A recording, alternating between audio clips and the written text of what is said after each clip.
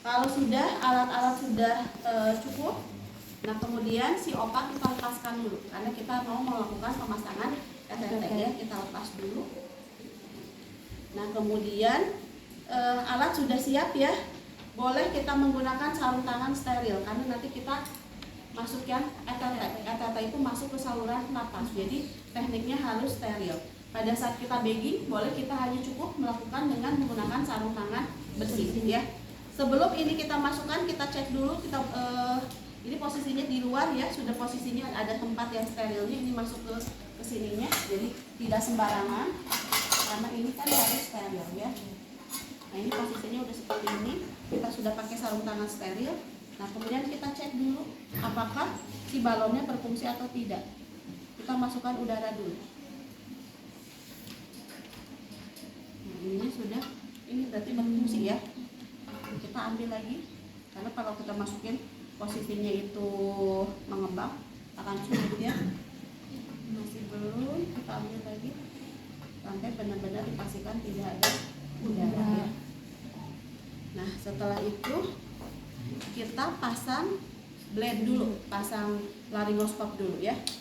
Nah pada saat kita pasang laryngoskop, pada saat kita akan masukkan ke saluran mulut pasien, posisi tubuh kita harus ergonomis dulu ya. Jadi yang kaki kirinya rada maju, kanannya ke belakang. Nah ini masukin untuk menahan lidah. Hati-hati pada saat kita masang laryngoskop. Kalau kita gini ya, kadang kita nyender gitu ya, ini resiko gigi pasien bisa patah. Jadi ini tuh ditahannya sama tangan kita. Tangan kita nggak boleh nyender ke wajah si pasien ya. Nah pada saat ini kan ini harusnya mah terang ya. Nah ini kenapa harus diangkat supaya terlihat si epiglotis, karena kita tahu di leher itu ada dua saluran. Di saluran itu ada yang bawah itu esofagus, yang atas adalah epiglotis. Kalau kita tidak hati-hati, ini masuknya adalah ke esofagus. Kalau esofagus nanti kita masukin oksigen, masuknya kemana? Lambung ya. Jadi harus hati-hati. Biasanya kalau kita yakin itu adalah esofagus, esofagus itu kan ada traheanya ya. Itu ada bentuk cincin putih-putih. Di situnya ada selaput pita suara. Nah kalau kita lihat seperti itu yakin itu yang kita masukin adalah epiglotis. Tetapi kalau yang terlihat kita seperti mukosa warnanya merah, nah itu masuknya ke esofagus ya. Jadi kita pastikan dulu seperti ini, kita masukkan. Ini harusnya nyala ya. Kalau alatnya benar ini harusnya nyala. Nah pada saat kita masukin, biasanya kalau orang Indonesia sampai 22 18 atau 20 sampai 22 ya kita masukin, atau 20 lah ya sampai kita masukin, kita batasnya. Nah kalau sudah ini kita tarik lagi, kita kan belum tahu ya apakah si ini tuh sudah pas atau belum, karena bisa jadi ini masuk ke epiglotis tapi misalnya masuknya ke salah satu paru-paru, misalnya ke bronkus kanan, kan bahaya juga, yang bronkus kirinya nggak kena oksigen, sehingga kita harus cek dulu. Cek kita dengan menggunakan stetoskop ya. Kita perlu bantuan bagging. Nah ini baggingnya simpan di sini. Kemudian kita sambil kita mendengarkan, sambil kita lihat yang mengembang itu area mana. Kalau pada saat kita tiup ternyata yang mengembangnya perut, berarti masuknya ke esofagus ya. Nah kemudian kita dengarkan. Kalau benar terpasangnya di bagian tengah, pada saat kita hembuskan ini terdengar, kemudian di sini juga terdengar. Dan kita pada saat lihat pasien retraksi dinding dadanya seimbang gitu, ya, simetris pengembangan dadanya. Jadi normalnya dua-duanya harus terdengar pada saat kita lakukan cek. Kalau sudah seperti itu, kita sudah yakin ini masuknya adalah ke bagian trachea, tidak salah satu bronkus dan tidak masuk ke esofagus. Nah, kemudian kita lakukan fiksasi, ya. Fiksasi kayak gini, ini ya fiksasi. Jadi ininya kayak kita bentuk kupu-kupu ke sini, kemudian ininya di sini ya. Nah ini untuk fiksasi supaya tidak tercabut ya. Kemudian untuk menghindari supaya si opa ini, bukan opa, ETT ini tidak tergigit, pasien juga dipasang, ini boleh dipinggirin, pasien dipasang opa ya. Jadi ini resiko ininya tidak tergigit, terhalang oleh si opa ya. Itu untuk pemasangan ETT ya. Jelas? Ada yang mau ditanyakan?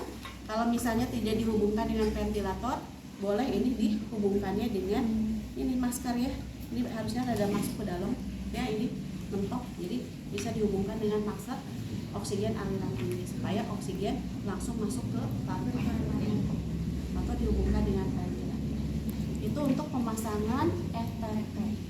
Airway itu sampai kasus, tergantung kasus. Apa kasusnya hanya snoring? Kalau hanya snoring berarti hanya pasang OPA. Apakah kasusnya gargling? Berarti kita tindakannya suction. Tapi kalau kasusnya ada suara stridor, berarti kita sampai lakukan pemasangan FTP ya. Nah, kita yakin airway sudah selesai tindakannya. Kita apalagi kalau sudah selesai tindakan? Evaluasi. Tadi mengkaji airway dengan teknik apa? Look, listen, and feel. Sekarang juga kita lakukan look, listen, and feel. Ya, kalau dirasa tidak ada suara napas tambahan, terasa hembusan napasnya, berarti airway clear. Berarti bisa masuk ke breathing. Ya, kita maju ke breathing. Nah, breathing cara pengkajiannya bagaimana? Kalau jalan napas, look, listen, and feel. Kalau breathing cara mengkajinya dengan teknik apa? IAPP, inspeksi, palpasi, perkusi, auskultasi. Inspeksi biar kelihatan, berarti buka bajunya, ya. Kemudian lihat pernapasannya simetris atau tidak, ada jejas atau tidak, ada luka tusuk atau tidak. Itu dengan cara melihat inspeksi. Kemudian palpasi. Palpasi itu yang dipalpasi apanya? Kalau kita lakukan pemeriksaan palpasi, tulang atau interkostanya? Interkosta. Tulang kalau palpasi. Kalau perkusi baru di interkosta. Jadi pada saat palpasi kita telusuri tulang iganya. Untuk merasakan apa? Kita lakukan palpasi di tiap tulang iga. Adakah krepitasi atau tidak? Penyebab krepitasi apa? Tulang fraktur ya. Terutama kalau ada kecurigaan pasiennya mengalami failed chest. Jadi benar-benar kita lakukan palpasi. Kemudian setelah palpasi IAPP, perkusi di tulang atau di sela iga. Di sela iga ICS, interkosta, kita ketuk-ketuk. Normalnya suaranya apa? Sonor. Terus kalau penumpukan udara namanya apa? Hipersonal. Kalau penumpukan cairan?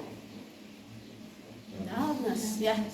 IAPP, perkusi udah. Terakhir apa? Auskultasi. Normalnya suara paru itu apa? Vesikuler. Setiap kita dengarkan ini, setiap lobus dengarkan ya vesikuler. Nah, pada suatu kondisi kalau misalnya pasien mengalami kegawat daruratan torak, misalnya pleuranya tertumpuk cairan atau udara, biasanya pada saat kita auskultasi no sound, tidak terdengar suaranya, suara paru-parunya ya. Jadi yang patologis itu kalau pada saat kita kaji auskultasi no sound, pada saat kita perkusi ada suara hipersonor ataupun dullness ya. Nah, kegawat daruratan torak itu ada 4. Ada yang namanya open pneumotorak. Open pneumotorak biasanya ciri khasnya ada jejas ya, kemudian ada luka tusuk, ada suara sucking chest wound. Penapasan tidak simetris biasanya. Kemudian pada saat kita auskultasi di area paru-paru yang mengalami masalah biasanya nausea. Ya. Apa yang harus kita lakukan kalau pasien mengalami open pneumotorak? Pasang kasa 3 sisi. Kasanya kasa apa? Kasa oklusif, kasa yang ada lapisan plastiknya, bukan kasa biasa. Kalau kasa biasa percuma, masuk udara pori-pori, itu pori-pori ya. Jadi pasang kasa 3 sisi ya. Kalau pada pasien open pneumotorak. Kemudian kalau tension pneumotorak, tension biasanya bedanya dengan open. Kalau tadi open ada luka tusuk, kemudian ada suara sucking chest wound. Kalau tension pneumotorak biasanya lihat di trachea, tracheanya bengkok atau tidak. Kalau trachea bengkok, misalnya yang sehat ini ya, jangan lihat kasa 3 sisinya. Yang sehat ini biasanya bengkoknya tuh ke paru-paru yang sehat. Kemudian kalau kita lihat ada peningkatan JPP, itu adalah tanda khas tension pneumotorak. Apa yang harus kita lakukan? Needle torakosintesis. Di mana kita tusukkan? Tadi hasil pemeriksaan yang mengalami masalahnya di sini. Pada saat diperiksa ternyata di sini nausea. Kita cari apa? Ini kita klavikula dulu. Kita cari mid klavikula, pertengahan klavikula kita tarik. Kemudian kita cari apa? ICS kedua 1 2. Ini kan pertengahannya di sini, berarti kita tusuk di area sini ya. Kita pakai aboket yang paling besar. Ambil, kita tusukkan, kita cari interkosta, yakin di sini ini ICS 2, ini 1 misalnya, ini 2 ya. Nah, di interkosta bukan di tulangnya ya. Kita tusukkan, boleh tusukannya gini dulu. Kayak kita mau pasang infus, kemudian kita tarik ininya jarumnya, ini tertinggal di dalam ya. Nanti kita akan bentuk sistem pentil. Sistem pentil ini sarung tangan ujungnya kita gunting ya, kemudian sambungkan sama ini. Jadi seperti ini ya, ujung bagian atasnya kita gunting. Karena dengan sistem pentil pada saat dia narik napas, oksigen dari luar, udara dari luar tidak masuk, tetapi pada saat dia menghembuskan napas, udara dari dalam akan keluar. Karena open ataupun tension, penyebab utama masalahnya itu adalah penumpukan udara ya. Paham ya? Untuk tension pneumotorak. Kemudian kegawat daruratan pada torak ada apa lagi?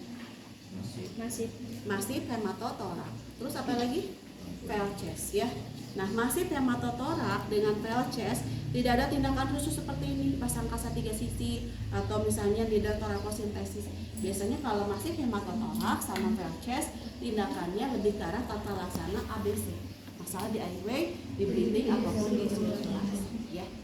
Nah, kalau sudah semua, kalau ujian biasanya dipilih salah satu, apakah masuknya ke fail chest, apakah masuknya ke open ataupun ke tension. Kalau sudah semua tindakan ini, kita ngapain lagi?